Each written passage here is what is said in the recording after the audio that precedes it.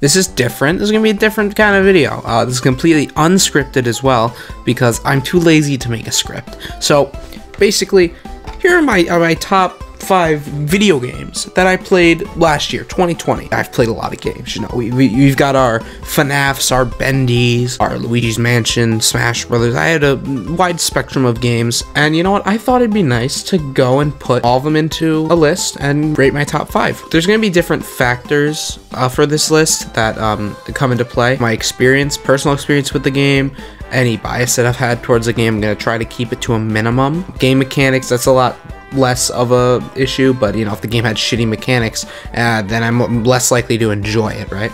Story is a big thing. Number 5, is it really it's none of these are going to be shockers, I don't think, obviously, because I've played what, a maximum of 12 games this year. Number 5, I'm going to start off plain and simple, Among Us. We all know what it is. We've all heard of the Among Us musical, that abomination. The reason it's at number 5 is because after I finished recording and posting that final video that I did, I really just did not want to go back to it, to be honest.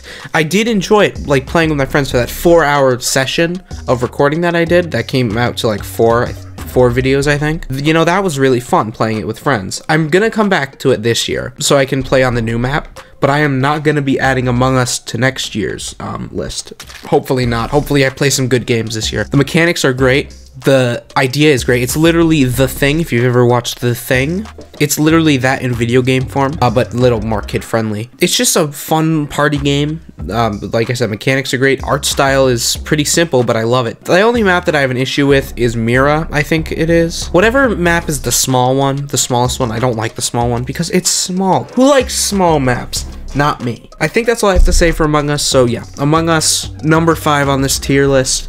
That's not how tier lists work. Anyway, done with that. We're done with Among Us. We're gonna go on to number 4 now, alright? 4, shocker, it's a horror game. Number 4, I'm gonna have to put Outlast. Now, I'll be honest, the first 3 episodes that I recorded, I was not the biggest fan of the game. I wanted to continue to go through it because, you know, it was recommended to me, and also I kind of wanted to play it. The first 3 episodes, I'll be honest, really, really boring for me.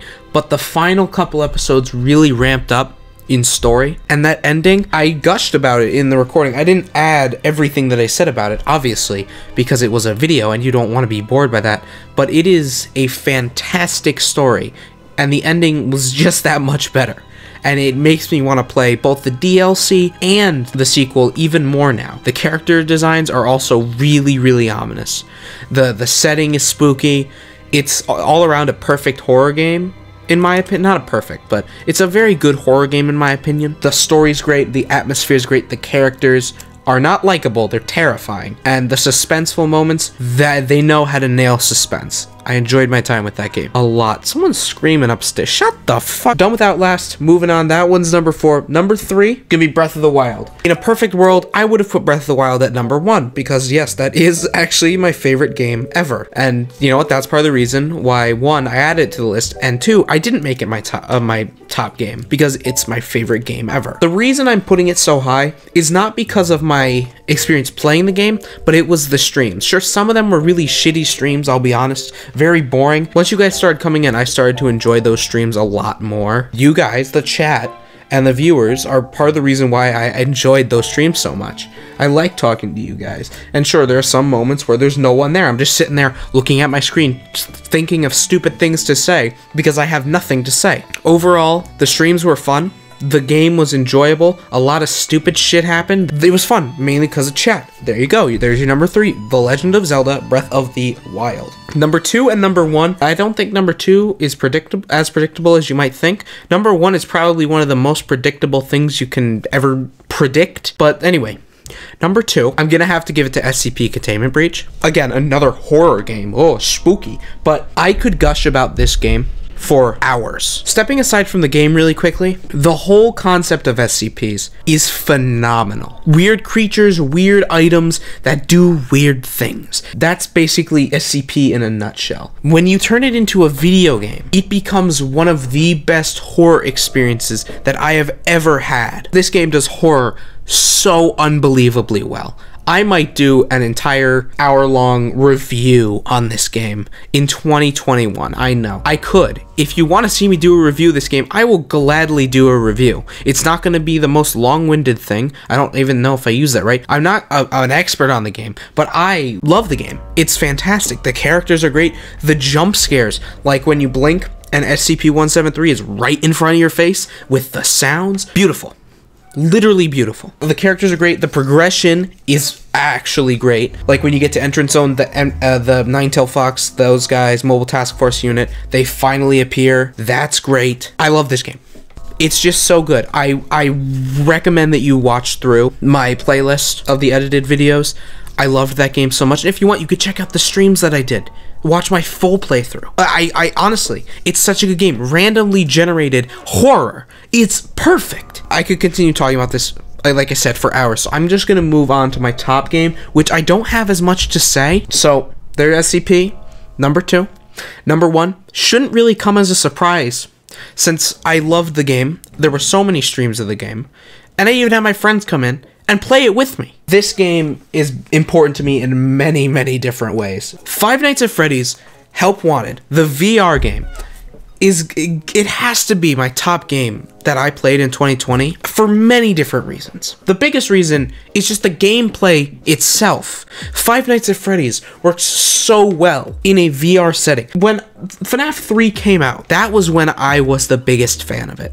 And when FNAF 3 came out, I was literally hoping for a VR version of FNAF. I've been a fan of this series since FNAF 2, a little bit before FNAF 2. This past year has just been an entire nostalgia trip for me, to be honest. I've been going back to so many old games from the early 2010s, maybe even late 2000s, and they have been fantastic. And then playing FNAF in real life, actually being in the office, was a completely different experience to watching a screen.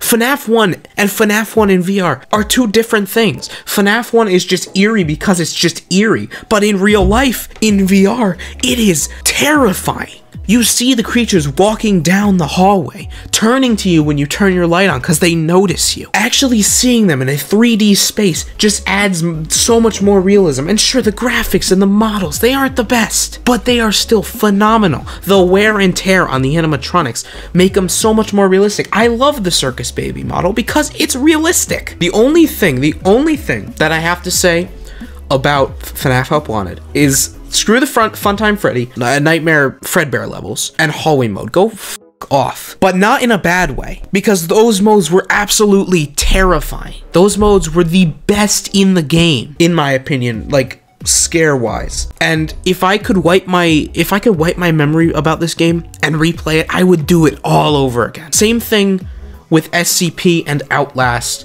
and Breath of the Wild. Not so much Among Us. If I could wipe my memory clean of those 4 games and replay them, I would, in a heartbeat. I could talk more about FNAF Help Wanted. I would again have to make a long video about it, gushing about it, and the series as a whole. I would love to make videos like that. And if you want to see videos like that, you know what? Let me know. Those videos would take me a long time, but I would really love to. That is my top 5 games of 2020. I want to say that this is it. I think these are the games that were my favorite. Go check out these 4 playlists. You don't need to check out the Breath of the Wild one if you don't want to watch through all the live streams, but for SCP, Outlast, and FNAF, I have all edited videos of those, so if you want to go check those out, please, I recommend you do. Especially the 4 Idiots Play FNAF Help Wanted. That was one of my favorite videos of all time. I have live streams of SCP and FNAF, so if you want to watch through those, see my full playthroughs of those, again, go watch those. I hope you enjoyed this list. It's a bit different, I know.